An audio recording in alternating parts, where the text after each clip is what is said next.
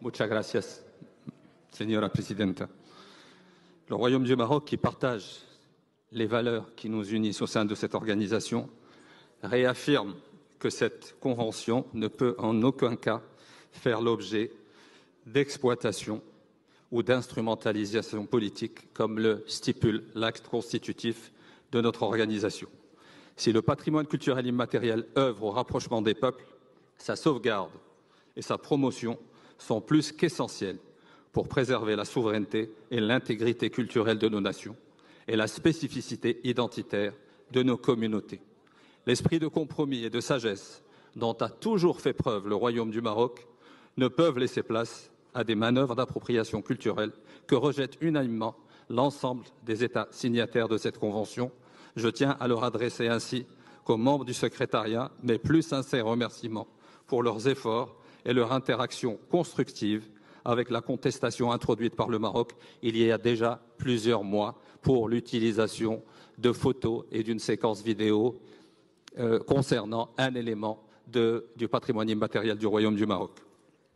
Mes vifs remerciements s'adressent également aux membres de l'organe d'évaluation ayant bien voulu proposer au secrétariat d'intégrer paragraphe 4 dans le libellé de la décision 7.b.COP20, répondant ainsi à la contestation introduite par le Royaume du Maroc, rappelant que l'utilisation de la documentation d'appui, que ce soit photo ou séquence vidéo, n'implique aucune origine, appropriation ou propriété intellectuelle du patrimoine culturel immatériel.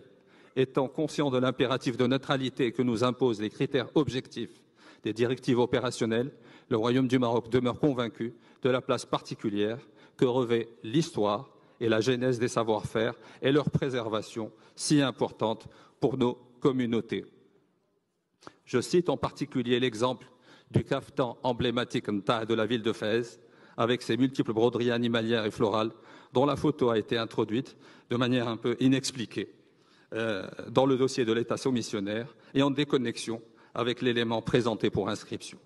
Le caftan marocain faisant l'objet d'une candidature d'inscription au titre du cycle 2025 est mondialement reconnu pour sa beauté et son savoir-faire unique qui le façonne depuis plusieurs siècles, fait l'objet de tentatives malheureusement d'appropriation.